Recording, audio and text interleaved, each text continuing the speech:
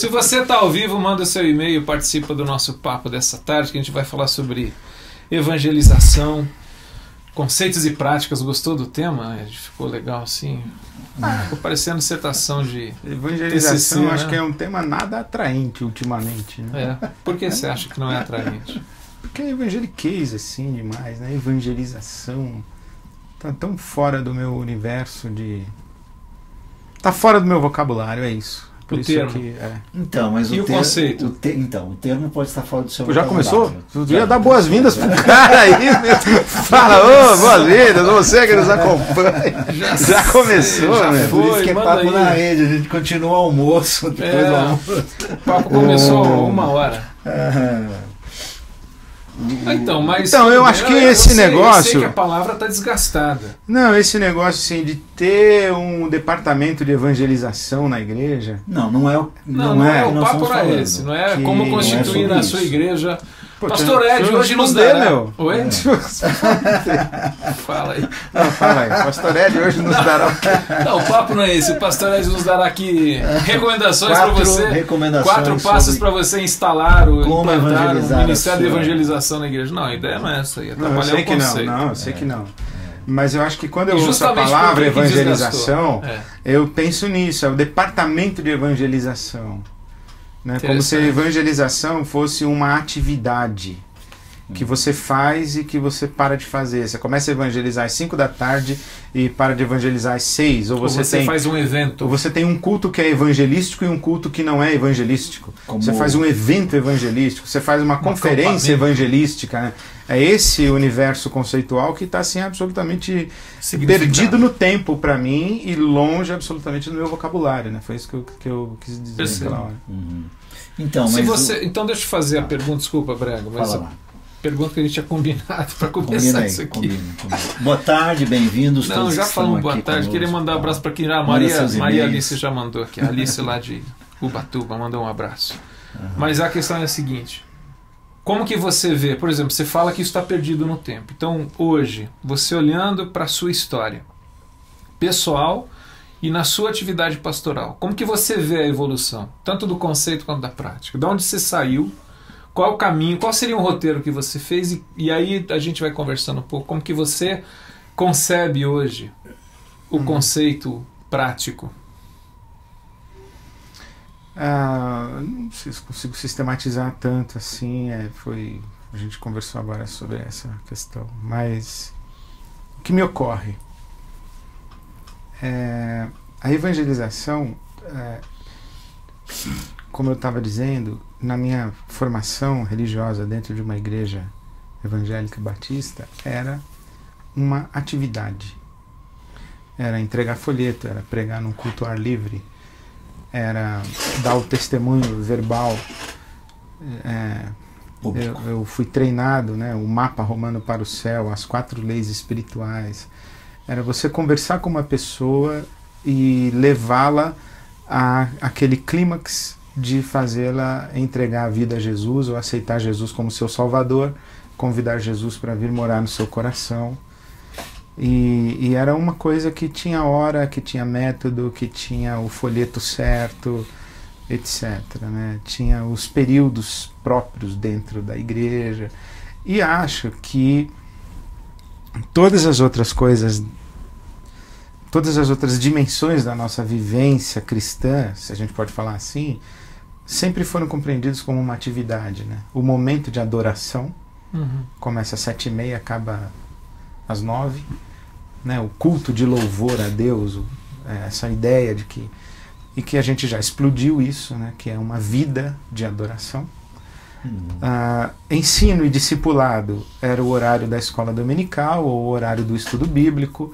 O discipulado era uma coisa feita na lanchonete com apostila, em que, quer dizer, o moderno, né? A gente achava que o máximo, eu estou discipulando uma pessoa, eu estou me encontrando com ela toda quinta-feira às 4 da tarde no Starbucks e a gente estuda uma apostila do sei lá o quê.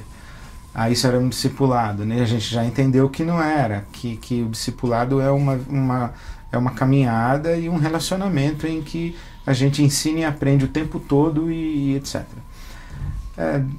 Da mesma forma, eu penso que a evangelização e esse conceito mais contemporâneo que está associado à igreja emergente, lá o conceito da igreja missional, tudo que a igreja faz é missional, tudo que a igreja faz é evangelizador. Mas se eu fosse sistematizar, o que mudou na minha compreensão foi: evangelizar é expor o evangelho a alguém e expor alguém ao evangelho. Ok? Antes, quando eu expunha o evangelho e expunha alguém ao evangelho, e isso implica uma convocação, então eu criei para mim essa sistematização. Antes, eu convocava para a eternidade. Hoje eu convoco para a história. Antes eu convocava para o pós-morte. Hoje eu convoco para o reino de Deus. Antes eu convocava para o céu e hoje eu convoco para para a humanidade, sabe? Lugar historicamente falando, né? Não, e mais do que isso, eu convoco as pessoas para um tipo de ser humano, é o ser como Cristo. O que é então uma pessoa que na nossa linguagem antiga, talvez, foi evangelizada e que aceitou o evangelho, né? Antigamente eu aceito Jesus como meu salvador para ir para o céu depois da minha morte. O grande lance era você, por exemplo, você quer ir para o céu depois que você morrer, você sabe que você pode morrer e ir para o inferno. Quer dizer, esse discurso para mim ele não faz o menor sentido mais. Ele não me interpela, ele não me move, não me comove, mas o sentido de o reino de Deus presente na história, que implica um estilo de vida, de seguimento de Jesus de Nazaré, para que nesse seguimento de Jesus de Nazaré e nesse comprometimento com o estilo de vida próprio do reino de Deus, a gente vai se tornando um tipo de ser humano à semelhança do próprio Cristo. Isso, para mim, é a síntese melhor que eu consigo fazer agora. Nesse ponto, quer dizer, quando você define, quer dizer, seria hoje o seu conceito do que é evangelizar. Então, evangelizar nesse conceito, quais são o que seriam chamados de mínimos razoáveis que precisa ser apresentado para aquele ou para aquela, ou para o momento em que se está evangelizando alguém? O conteúdo que você está falando. O conteúdo disso. O conteúdo. Pensando em termos do evangelho, né? Então, eu acho assim que a mensagem central de Jesus foi o reino de Deus. O reino de Deus chegou. Né? O reinado de Deus chegou. Então eu acho que aí já tem uma coisa que é própria. Há pessoas sobre quem e situações, circunstâncias, contextos, realidades, sociedades sobre as quais Deus reina e outras sobre as quais Deus não reina. A oração do reino é: venha o teu reino, isto é, seja feita a tua vontade, assim na terra como no céu. Então, no meu entendimento, evangelizar é ensinar qual é a vontade de Deus para a vida na terra, qual é a vontade de Deus para a vida na história, qual é a vontade de Deus para o ser humano. Não é a vontade de Deus para o ser humano, é para o ser.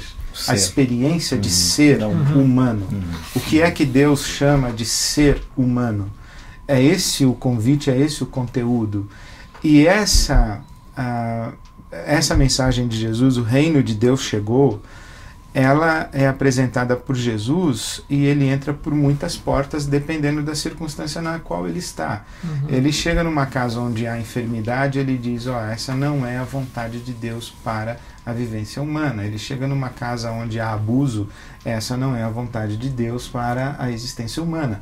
Numa casa onde há o roubo, o Zaqueu, Zaqueu, não é assim que se vive no reino de Deus, usurpando dos outros. O reino de Deus se vive repartindo com os outros, não usurpando. Então evangelizar é isso daí. E dar às pessoas essa consciência de que elas se reportam a uma autoridade que é externa à sua consciência. Eu acho que um dos grandes problemas, um dos grandes desafios da evangelização é que nós vivemos num tempo em que o ser humano não respeita nenhuma autoridade exceto a autoridade da sua própria consciência. Então dizer não, há um rei, há alguém que quer governar a sua consciência, a autoridade sobre a sua consciência não está na sua consciência, está fora dela. Você tem que se submeter a uma vontade que não é a sua, a desejos que não são os seus, a caminhos que não são os seus, crendo que esses caminhos, desse que te propõe, vindo de fora da sua consciência, te interpelando de fora da sua consciência, esses caminhos são caminhos de vida. Os seus são caminhos de morte. Não obstante esses que estão num tal caminho de morte, eles estão no reino? Não sei. E ainda não obedientes ao Senhor do reino? Talvez, numa outra perspectiva, nós vamos entender que Jesus ele é o rei de direito sobre todas as coisas, mas não é rei de fato. A evangelização seria o processo a partir do qual as pessoas e as realidades, o homem e as suas circunstâncias, como a gente usa na afirmação do Ortega y Gasset, o homem e as suas circunstâncias se submetem à vontade de Deus. E ele tem direito sobre, mas ele não exerce autoridade de fato. Ele então, de fato, eu chegar na casa de um sujeito que é alcoólatra e abusa das filhas e dos filhos e agride a sua esposa, eu dizer, olha, o dono dessa família aí não é você, é Deus, e ele não está gostando nada do jeito que você está cuidando dessa família, que é dele. Você está usurpando dele isso. Aí eu chegar numa prefeitura e falar, senhor prefeito, o dono dessa cidade não é o senhor, o dono desses recursos, inclusive, não é nem o povo é o dono. Deus é o dono, e esses recursos precisam ser usados em benefício do povo. E tem um jeito de governar submisso, onde a vontade de Deus é feita na terra como no céu. Existe um jeito de ser casal, existe um jeito de ser amigo, existe um jeito de ser cientista, existe um jeito de ser banco que tem a ver com a vontade de Deus e um jeito que não tem a ver com a vontade de Deus. Evangelizar é isso. É que a autoridade de Jesus se estabeleça de fato em todas as pessoas e circunstâncias e realidades nas quais essa autoridade existe apenas de direito. Deixa eu fazer uma pergunta. Pensando nos modelos, nas práticas anteriores, as antigas, e nisso que você está colocando para a gente, aonde que entra... Porque assim, uma parte que era central daquele modelo de evangelização era a questão da cruz, o sacrifício de Cristo, a chamada ao arrependimento e tudo mais. Onde que ela entra, ou em que linguagem que entra, se é que entra, esses itens que fazem parte daquele modelo de evangelização, numa nova maneira de falar sobre o reino de Deus que vem?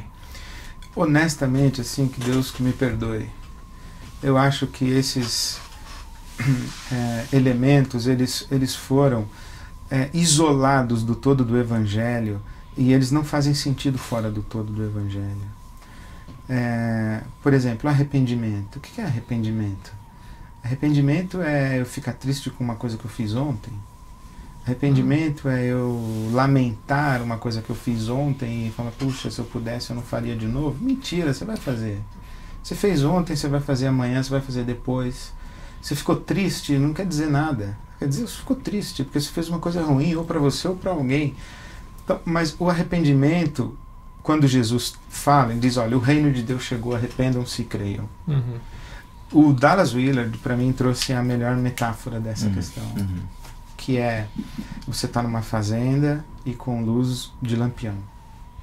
A eletricidade passa na porta da sua fazenda. Anunciar o reino de Deus tem eletricidade na porta da sua fazenda. Amplie a sua consciência, a sua percepção da realidade. E creia que tem luz elétrica agora para você. É tipo, você ainda está enterrando alimento para preservar. Põe luz elétrica e compra uma geladeira. Você não precisa mais enterrar. Você ainda está escrevendo a luz de lampião. Já tem luz elétrica. Então eu não estou entendendo, cara. O Deus está disponível a você a graça, o favor e a bondade de Deus, e você ainda está nessa vida de ódio, de amargura, de ressentimento, de mágoa, não estou entendendo, você está atrasado, meu. Uhum. O reino de Deus chegou, arrependa-se, amplie a sua consciência. Você ainda se acha um verme, você se acha um miserável, você acha que não tem valor. O reino de Deus chegou, Deus já falou para você que você é um filho amado dele. Você está atrasado na maneira como você enxerga você mesmo. Você acha que Deus está contra você, que ele matou seu filho de 15 anos? Você está atrasado. Deus não mata o filho dos outros. Deus que morreu na cruz, ele preferiu morrer do que matar. Uhum. O Deus de Jesus não mata, ele morre. Você está com Deus errado. Então, o que é a cruz? A cruz é uma revelação desse caráter desse Deus, que é amor. Uhum. E quando a gente usa a cruz como Jesus morreu por causa dos seus pecados, eu acho que fica pequeno, embora seja verdadeiro. Né? Mas fica pequeno no mundo como o nosso. E aí, primeiro assim, isso que você acabou de falar, é o conteúdo do querigma, da proclamação que você entende que deve ser feita quando hoje ainda se usa esse termo, de pregar o Evangelho? Eu acho que o conteúdo do querigma é Jesus é o Senhor. Ele venceu a morte, ele está vivo, ele é o Senhor. Uhum. Jesus Cristo é o Senhor. Quando você usou a expressão os mínimos, né? Eu lembrei do sermão do John Stott. Tem mais de 20 anos que a gente ouviu o John Stott falando isso. O mínimo irredutível do Evangelho é Jesus Cristo é o Senhor. É isso aí, o querigma é esse. Uhum. Tem um reino, tem um rei. E o caminho de vida para você é você se submeter a esse rei, que é, mas se eu me submeter a esse rei, ele não é um tirano? Não, cara, ele morreu por você. Ele não vai estragar a minha vida, ele não vai ser um estraga-prazeres. Eu falei, não, ele te ama. Mas a vontade dele vai ser muito ruim para mim. Eu falei, não, a vontade dele é boa, perfeita e agradável. Uhum. Você está iludido a respeito dele. A face que Jesus demonstrou dele é extraordinária. Alguém fez a sua cabeça e colocou Deus como um bicho-papão, como um cara que está com um chicote na mão esperando você tropeçar, ou como um cara que está só esperando para ver se você vai morrer do jeito certo ou errado para ele te mandar para o inferno. Quer dizer, essa é uma caricatura de Deus que eu acho que não faz mais sentido no mundo como o nosso. Que não é o que Deus é. Que não é o que Deus é. Mas não faz sentido no mundo como o nosso. Então o querigma, a proclamação, qual é? Jesus Cristo é o Senhor. Agora, à medida que essa proclamação, sem esse conteúdo, ela é difundida, quer dizer, ela é pregada, que é o que nós observamos no chamado mundo religioso hoje, que tipo de ser humano nós temos a partir da distorção do querigma daquele que vem para nos tornar seres humanos de fato, não é? Que tipo de distorção, que resultado nós temos hoje, vamos dizer assim, no mercado? Qual é o grande problema do ser humano? É a sua pretensão de dizer eu sou. Na Bíblia Sagrada, a revelação vai dizer para nós o seguinte, que só tem um que é. Deus diz, eu sou. E ele nos oferece pela sua graça a condição de ser. Eu não sou. Eu só sou porque Deus quer que eu seja. Qual é a grande pretensão humana? É quando Deus diz assim, eu sou, a gente diz, eu também. Eu sou um eu. Você é um eu, Deus, mas eu também sou um eu. Você tem vontades, mas eu também tenho vontades. E qual é o grande pecado? O grande pecado é eu colocar o meu eu como centro do universo ou do meu universo. O que é a conversão? É eu dizer, não, o centro desse universo aqui não é o meu eu, porque eu não sou. O centro de todo o universo, do meu, do seu, do nosso, é o Criador, é Deus. Ele é o centro. É Ele quem sabe como a gente deve viver. É Ele quem é a fonte da nossa vida. Então, sem o negar-se a si mesmo, que é eu tirar o meu eu e me sem se despersonalizar. Né? Não é eu perder minha identidade. É eu perder a minha prepotência e eu perder o meu orgulho, na linguagem dos pecados capitais, é eu perder o meu orgulho Aliás, o C.S. Lewis diz que o orgulho é o orgulho é um estado de alma ante Deus. Isso é orgulho. Então, é eu tirar o meu eu da frente e dizer assim, não importa, Brega, o que eu quero, o que importa é o que Deus quer na nossa relação. Não importa o que eu quero para a minha sociedade, o que importa é o que Deus quer para a nossa sociedade.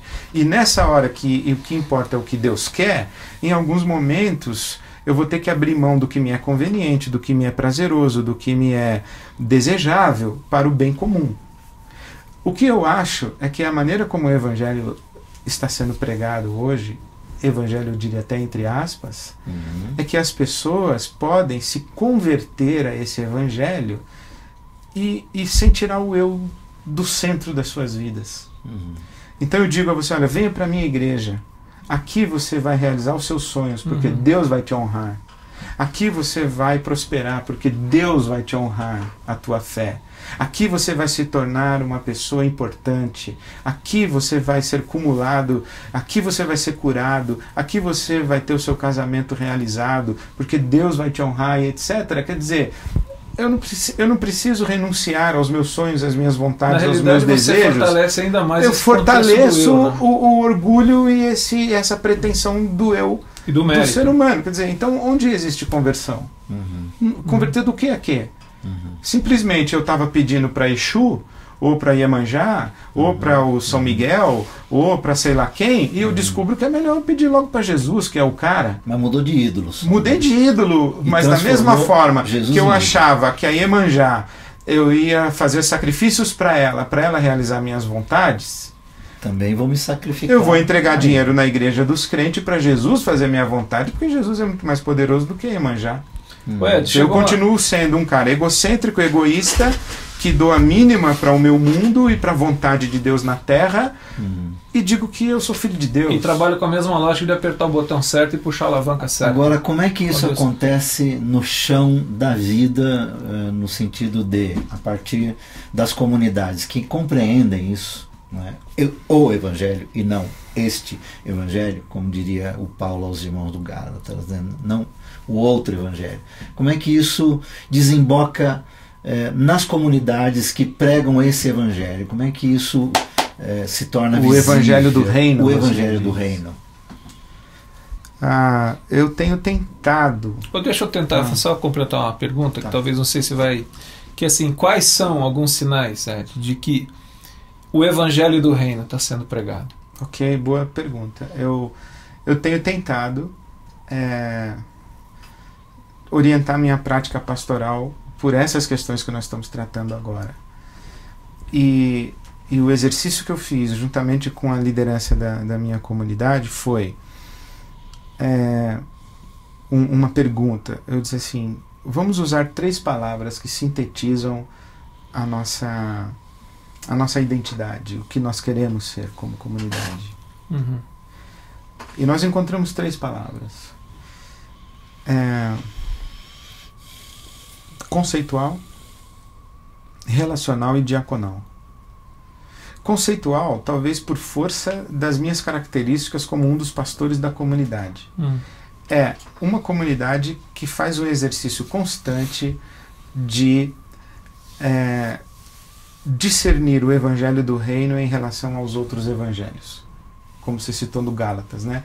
Ainda que um anjo pregue outro evangelho. Bom, pessoal, aqui na nossa comunidade nós fazemos um exercício constante de dizer, isso aí é outro evangelho, e não é o Evangelho de Jesus, não é o Evangelho do Reino. Isso aí é outro, não é o Evangelho de Jesus, não é o Evangelho do Reino. Esse exercício constante, com a palavra, com a história da igreja, com o diálogo, com o discernimento espiritual, com a orientação do Espírito de Deus que nos guia a toda a verdade. Então, é esse exercício constante de discernir qual é o Evangelho do Reino, qual é a vontade de Deus para nós. Segundo, relacional. Porque se o Evangelho do Reino nos convoca a tirar o nosso eu do caminho, e é um evangelho de uma experiência de amor, ele precisa ser necessariamente uma vivência comunitária, relacional, onde nós nos doamos mutuamente uns aos outros. Então acho que esse é um sinal. A saúde relacional de uma comunidade. Né? E aí entra política interna, inimizades entre famílias, feudos, capacidade de inclusão, receber os novos. Tem uma série de fatores que podem ser. Lidar com os problemas do caminho. A horizontalidade. A horizontalidade. Vida, né? E em terceiro lugar, a diaconia. Né? O serviço. Por quê? Porque isso também, a gente entende o seguinte, que o evangelho do reino não é alguma coisa que as pessoas escutam, é uma coisa que as pessoas veem. Se o reino de Deus chegou, elas podem ver que chegou. Porque não adianta nada eu falar, olha, aqui é uma comunidade do Cristo que ora para que a vontade de Deus seja feita na terra como no céu. Aí os caras chegam nessa comunidade e dizem assim, bom, o discurso de vocês é bonito, mas eu não estou vendo nada aqui diferente do que era lá de onde eu vim. Aliás, eu estou vendo aqui pior do que o Rotary Club que eu frequento, pior do que a loja maçônica que eu frequento, pior do que o sei lá o que eu frequento. Pô, que isso, bicho? Então o reino de Deus não está aqui, isso não pode ser visto, não está aqui. Né? Da mesma forma, a ação de serviço ela tem que ser vista. Né? Bom, vocês não falaram que vocês tiraram eu do caminho e agora buscam o que é o bem coletivo? Bom, vocês não mexem uma palha para asfaltar a rua da nossa comunidade? Vocês não mexem uma palha para doar sangue para ninguém? Vocês não mexem uma palha para... Vocês não distribuem uma cesta básica? Vocês só ficam anunciando aí o evangelho. Quer dizer, e aí eu acho que na nossa tradição da teologia latino-americana, missão integral, nossos teólogos de casa, então, a definição do René Padilha, para mim, ela encerra a discussão. Ele diz o seguinte: missão é ação que exige explicação. Missão é ação que exige explicação. E que ação? A ação diaconal. Isto é, então vamos pegar um exemplo. A gente pega a nossa molecada, exemplo prático, tá? A gente pega a nossa molecada, leva para uma comunidade quilombola no Vale do Ribeira, há 10 anos, que a gente vai lá, pinta escola, a gente vai lá, faz festa, a gente vai lá, monta uma biblioteca, a gente vai lá, leva gabinete dentário, a gente vai lá e luta por um posto de saúde. Aí os caras começam a perguntar: o que vocês estão fazendo aqui? Vocês são candidatos? Vocês vão lançar? Vocês têm algum... Vocês são políticos? Um projeto político? Qual que é de vocês? Falam, não, a gente está aqui porque Jesus mandou a gente cuidar de vocês. Não, mas o que vocês querem com isso? Não, a gente não quer nada, a gente só está aqui fazendo o que Jesus mandou. Fala, mas fala mais sobre esse Jesus aí que mandou você fazer isso. Aí você fala. Isso é Mateus 5:16. Mas você tem uma ação que exigiu uma explicação.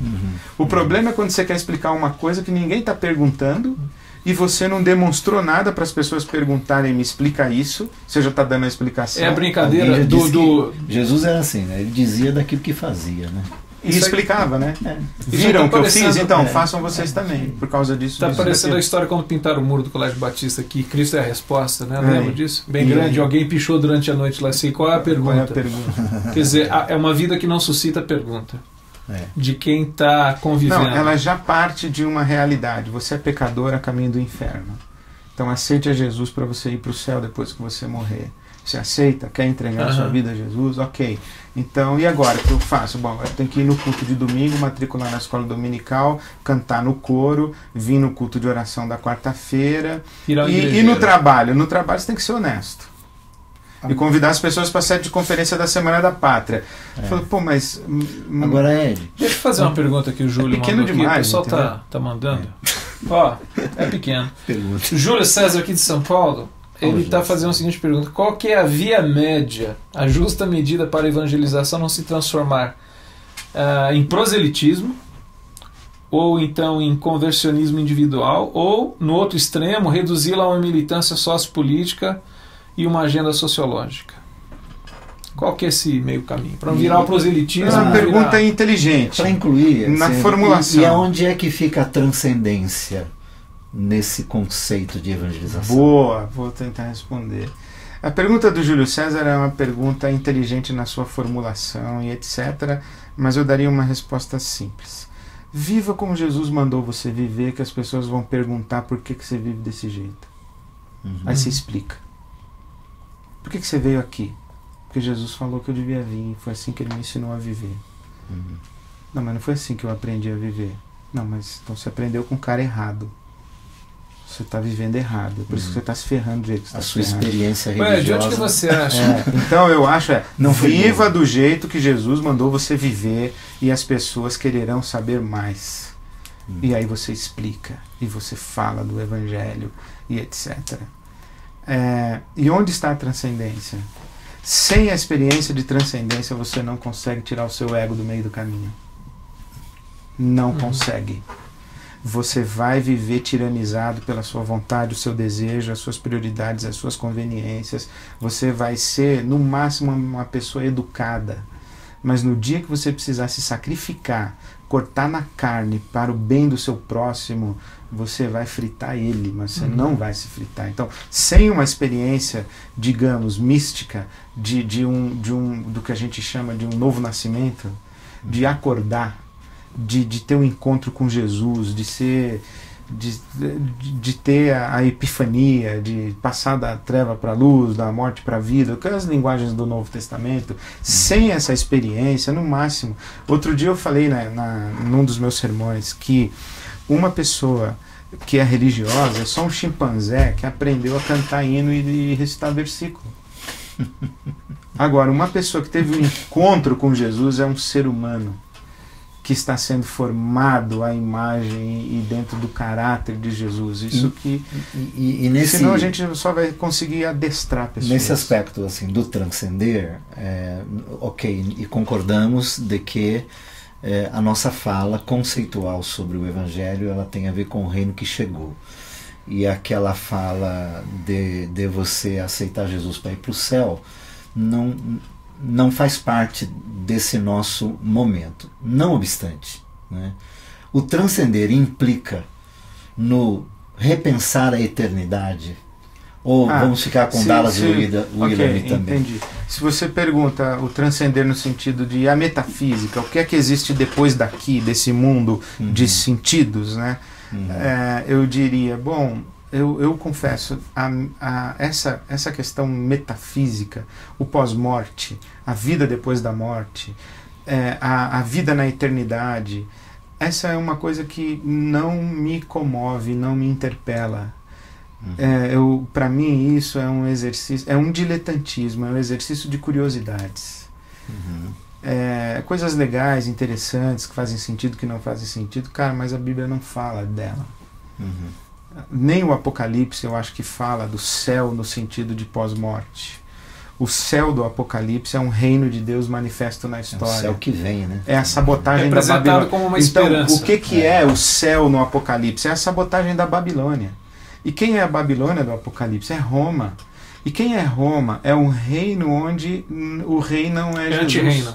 É o anti-reino. O anti-reino. Então, a convocação da Bíblia Sagrada em todo o tempo é para a gente viver aqui na história e tornar-se um tipo de pessoa que é parceira de Deus e habitada por Deus para que a vontade de Deus seja feita aqui. O que vai acontecer lá, eu sei lá, assim, não é que eu não me preocupo. Lá, né? Eu não me preocupo. Assim, eu não me preocupo com o lá, porque eu acho que o lá é um problema de Deus. Certo. Por que você acha que esse lá, em dado momento, se tornou a preocupação preponderante, sobretudo na igreja protestante? Eu estou falando dela, talvez da católica também, de outros âmbitos do protestantismo, mas quando, por exemplo, a gente fala de evangelização dos últimos 100 anos, vem esse discurso, vem essa preocupação. Aonde você acha que surgiu? Em que momento da história, desenvolvimento da teologia? Não, e assim, para completar, no movimento, vamos dizer assim, pentecostal tradicional, continua sendo isso, quer dizer, eu acho que porvir, geral. E o apelo, né, para vir a Jesus e resolver seu problema na eternidade ainda é um apelo fortíssimo. Fortíssimo. Então, eu acho que em primeiro lugar isso é um dado ontológico, que é a nossa pretensão de Deus dizer eu sou e a gente dizer eu também. Aí Deus diz assim, você não é coisa nenhuma, você vai morrer. Aí a gente diz assim, não vou não. Então, desculpa, em nós existe essa rebelião, essa rebeldia contra a nossa finitude. Nós não queremos morrer, nós queremos viver para sempre. né? Porque é justamente a nossa finitude que joga na nossa cara que nós não somos coisa nenhuma. Nós achamos que somos. Mas ele colocou a eternidade dentro de nós e nos incomoda isso. Exatamente. Né? E a grande questão é que a gente quer viver eternamente como se nós pudéssemos bancar a nossa vida. E Deus está dizendo, olha, eu coloquei você para viver eternamente, mas não às expensas de mim. Não me descartando. Você não vai conseguir viver eternamente sem mim. Aí eu vou dizer, não, eu vou conseguir sim. Esse é o nosso orgulho. Né? Então eu acho que tem um dado ontológico. Nós fomos criados para viver para sempre e achamos que conseguimos bancar a nossa vida para a eternidade. Então essa coisa de sobreviver à morte é um dado ontológico, em primeiro lugar. Agora, eu acho que também pode ser um dado de dominação, de ameaça. A ameaça da danação. Né? A estrutura do catolicismo romano medieval, que deu origem à reforma protestante, foi um abuso da pretensão de sobreviver à morte, manipulado pela igreja de maneira desonesta e voltada para si mesma. Quer dizer, olha, eu garanto uma vida boa para você depois da sua morte, desde que você faça o que eu quero. Tem a história de um rei que ficou 3 noites no frio, lembra? Eu não esqueci para ter uma audiência com o Papa. Eu não lembro disso agora, mas essa questão, quer dizer, a igreja ela tinha tal poder por conta dessa questão de eu não estar fora da comunhão e que representaria uma danação eterna, que é uma prática de domínio e controle. Né? Era um terrorismo e eu acho para o porvir. Então, mas eu acho que num determinado momento nós descobrimos que ser religioso não é o único jeito de ser feliz. Aliás, talvez ser religioso seja um grande jeito de ser infeliz. Pelas práticas. Então, discute muito isso, né? Essa questão do homem religioso. Qual que é a nossa arma?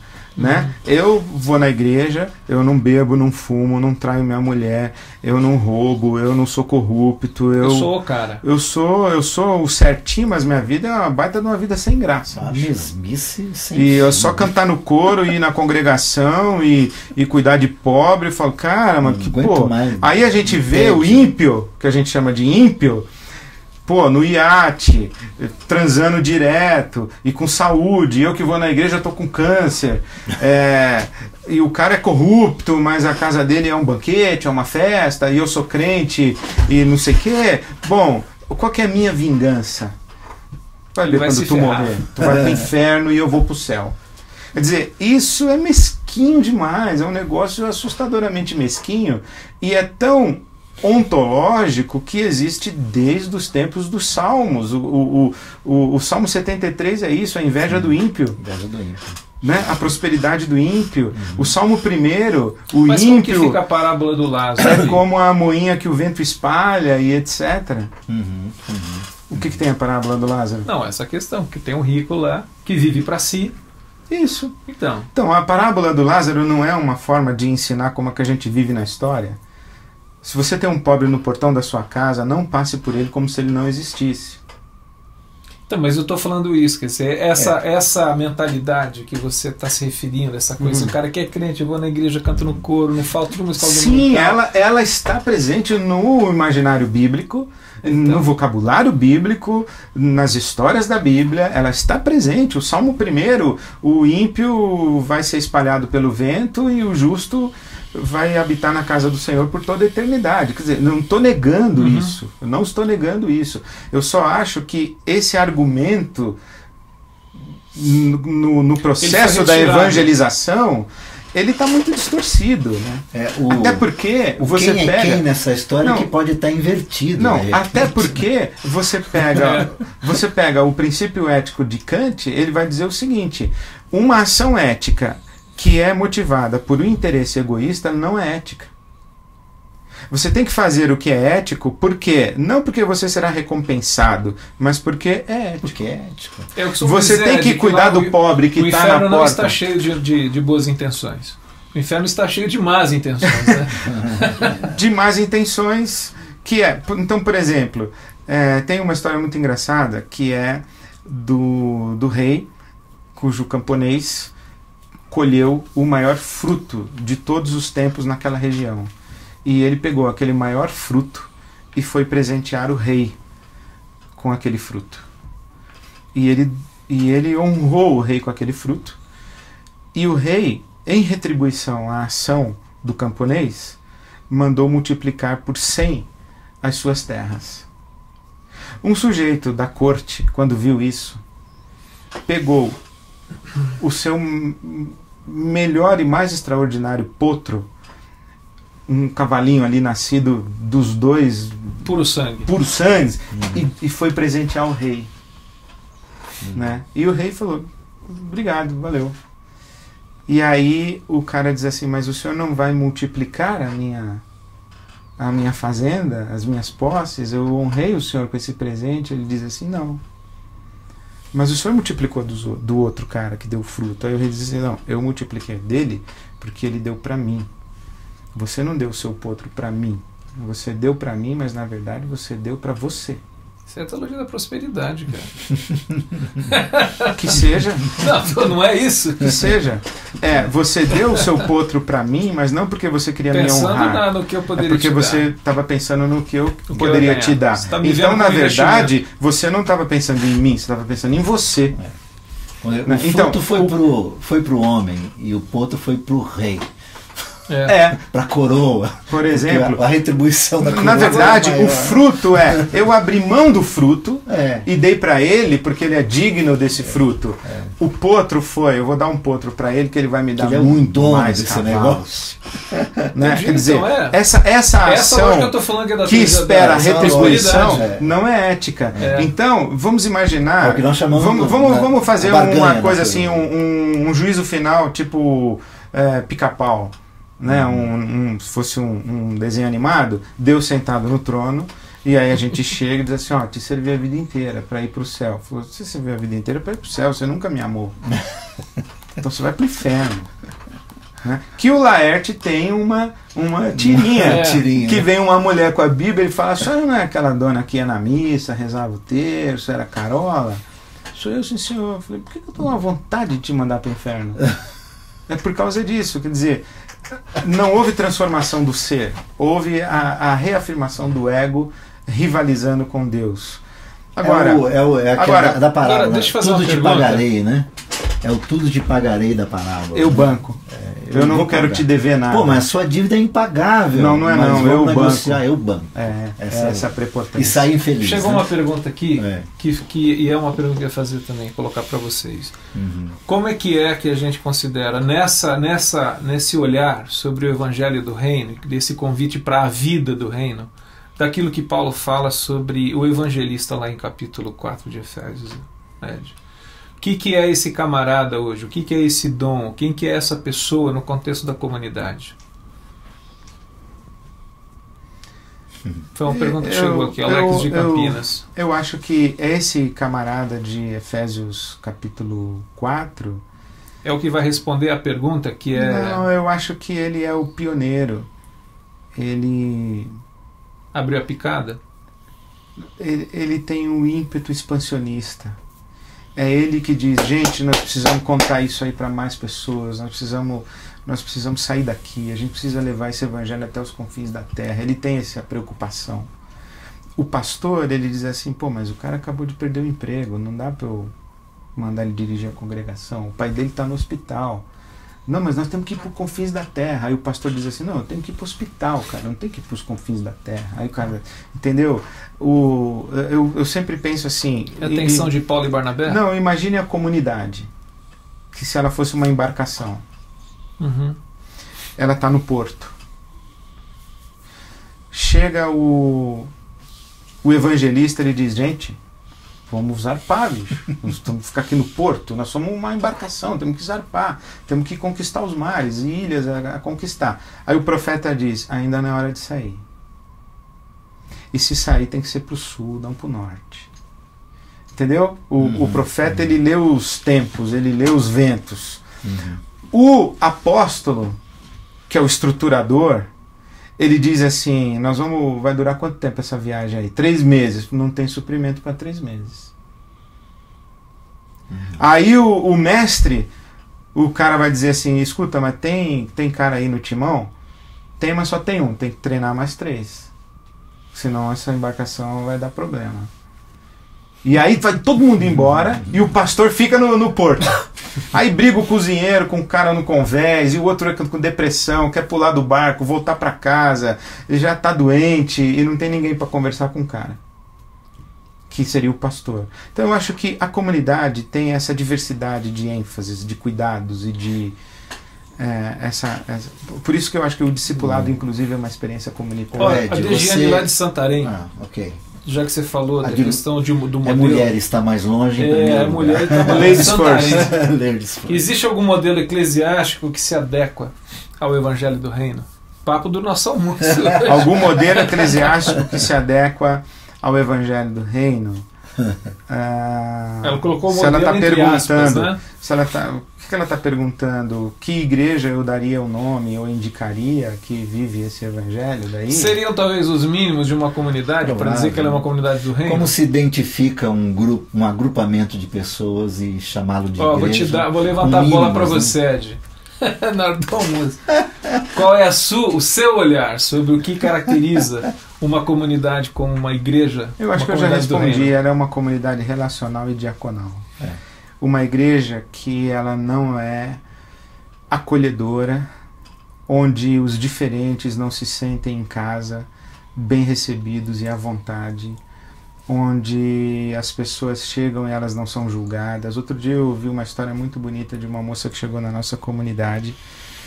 Ela é daquelas pessoas espalhafatosas, ela é grande, ela é bonita, é uma negra com cabelão, cheia de tatuagem, e brinco, e argola, e não sei o que, aquela pessoa que chega e não dá pra você... Chegando. Assim, cheia de vida, de vitalidade. Ela falou assim, pastor, eu chegava numa igreja, eu não era bem recebido, eu era um corpo estranho ali. Até que um dia eu encontrei uma igreja que me acolheu. Com as minhas cores, com o meu cabelo, com a minha tatuagem, com tudo. E foi maravilhoso para mim. Mas quando eu cheguei na IBAB, eu percebi que aquela igreja de onde eu vinha me acolhia por fora.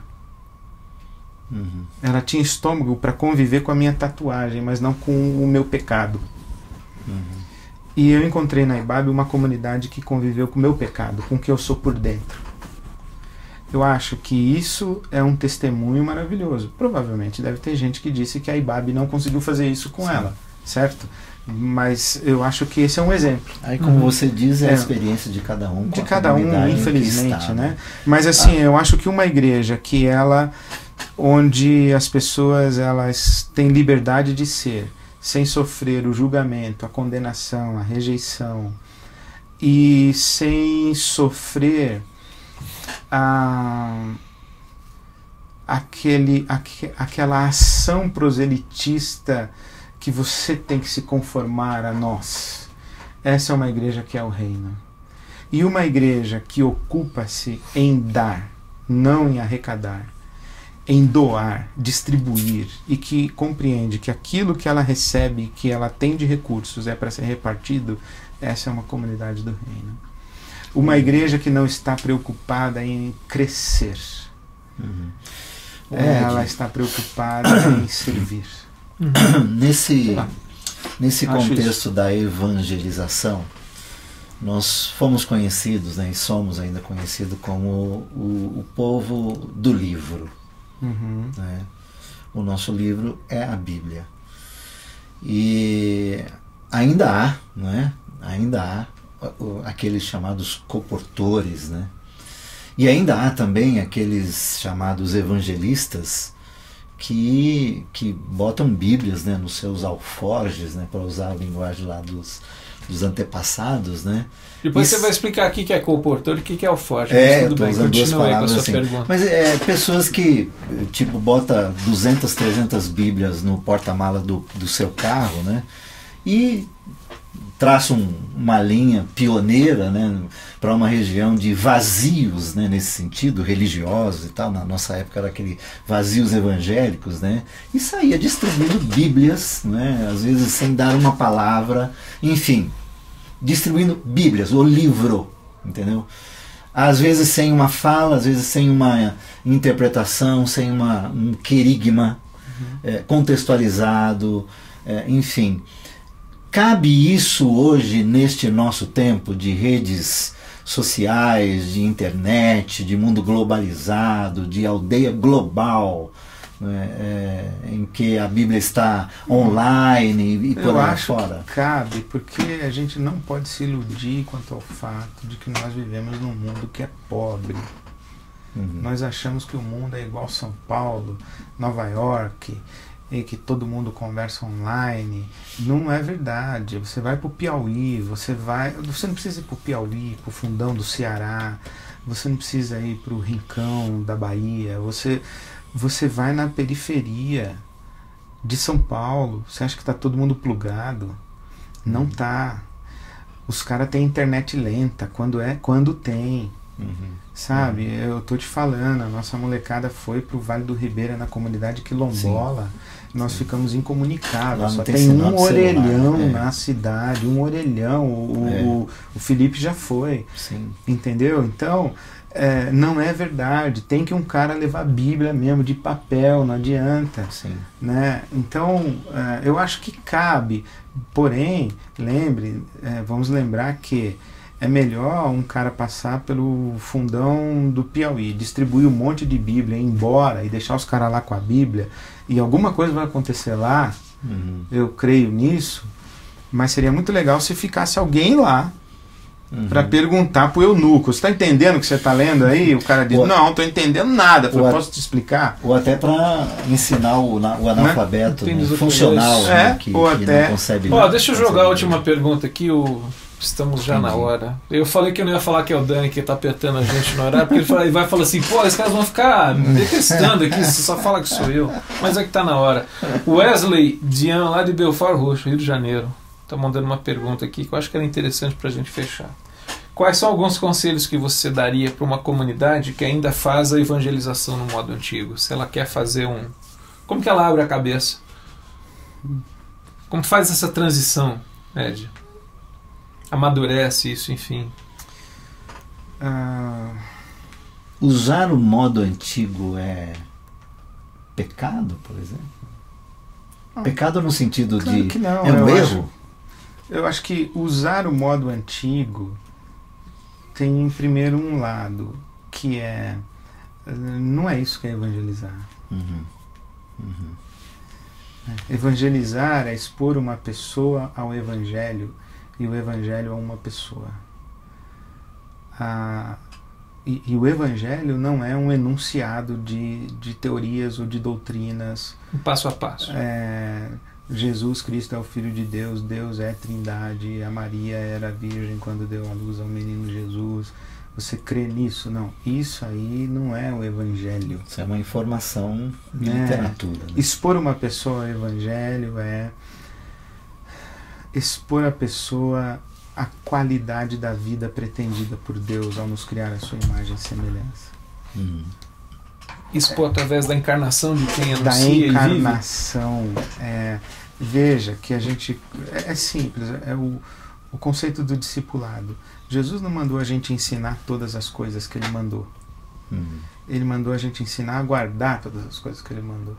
Porque para ensinar todas as coisas que Ele mandou, a gente pega todas as coisas que Ele mandou, grava um vídeo, grava um áudio, a gente põe uma lista, todas as coisas que Jesus mandou, 613 mandamentos, uma estratégia de Maimônides, e manda o cara decorar. Então, Jesus mandou perdoar.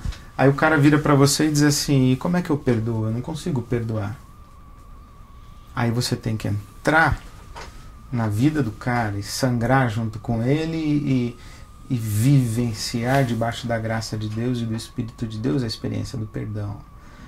Aí o Evangelho está presente. Então, que conselho que eu daria? Conselhos, Wesley. Começa com Wesley, começa com você. Vai em algum lugar, vai na internet, vai numa livraria, numa biblioteca, pergunta para o seu pastor. Você tem aí o livro do René Padilha, Missão Integral? O que é Missão Integral? Editor Ultimato. Não, estou falando ainda do outro, da temática. Missão Integral. Temática, tá. Missão Integral de René Padilha. Começa lendo. Aí você dá de presente pro seu pastor. Aí você convida 2 jovens interessados para reunir na sala da sua casa ou na praça da sua cidade aí de Belford Roxo. Você vai estudar o livro do René Padilha.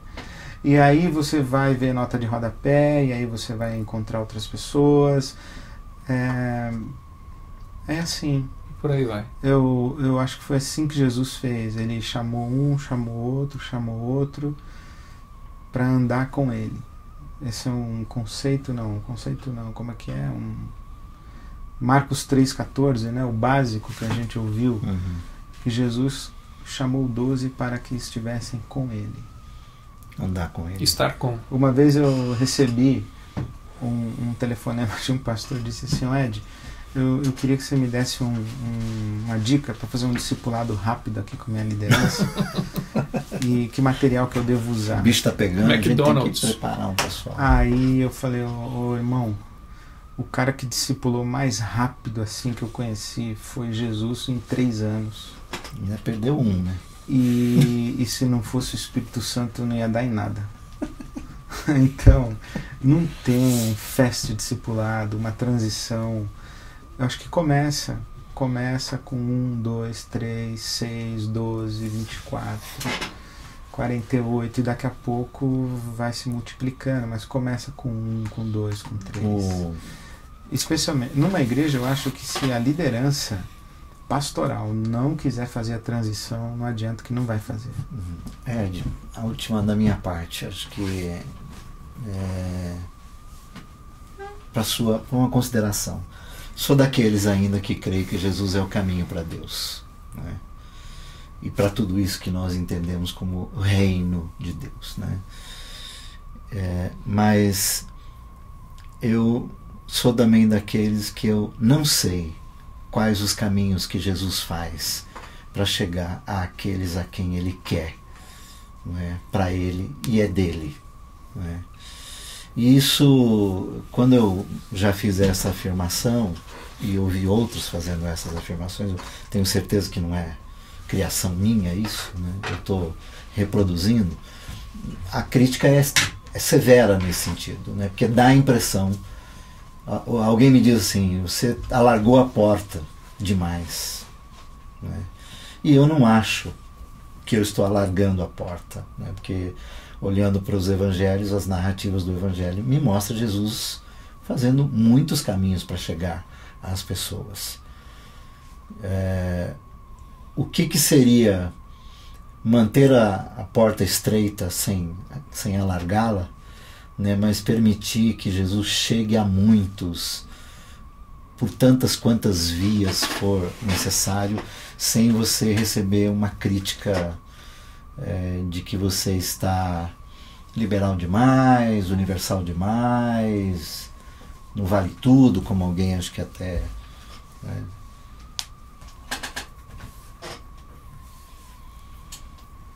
Pode dizer que você não concorda comigo também, não tem nenhum problema. Não, eu estou tentando dar uma resposta, mas eu acho que é mais simples do que o que a gente pensa.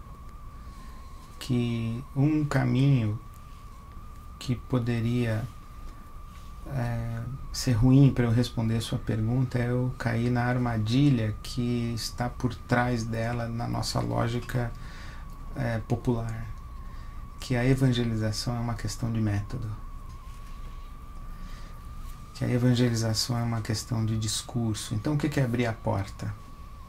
Abrir a porta é dizer na igreja que pode fumar, beber, transar, roubar, e que aqui Deus ama todo mundo, que é a frouxidão moral. E abrir a porta, o que é? É você ser liberal teologicamente. É a frouxidão doutrinária. É isso que eles estão criticando, né? E eu acho que não passa por aí. Porque expor o evangelho a uma pessoa e uma pessoa ao evangelho, a gente faz isso na relação. É na relação. Amando as pessoas com quem a gente convive e sendo íntegros na relação com essas pessoas. Aguardando o momento certo de falar. pedindo a Deus o discernimento, como aliás, não dava para falar sobre evangelização sem citar a máxima do Francisco de Assis, né? Prega o evangelho o tempo todo e, quando necessário, use as palavras. Eu teria pretensão de mudar a frase do Francisco de Assis, que é: prega o evangelho o tempo todo e na hora certa use as palavras. Você vai agir o tempo todo no estado crístico, até que a pessoa vai perguntar sobre isso, e aí você fala.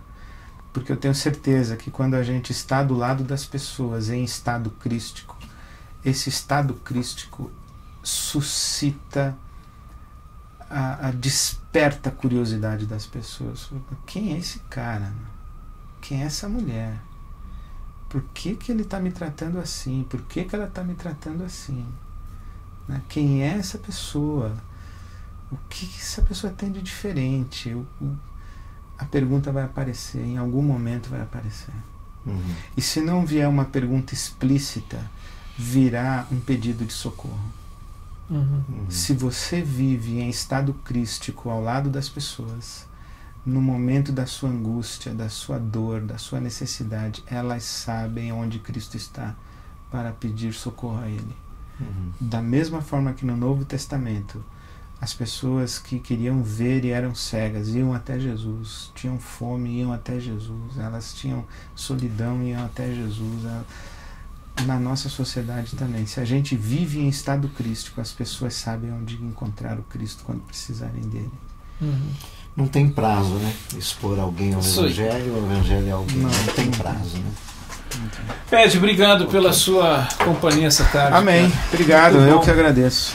Valeu. Vocês me trazerem aqui. Esse programa daqui a algumas horas deve ficar disponível. E você pode repartir com quem você achar importante. Eu tinha que olhar ali, né? Naquele... você tinha que beijo para todo mundo, um abraço, Deus abençoe a todos. Amém. Até a próxima quinta, pessoal. Esther Carrenho com a gente falando sobre solidão.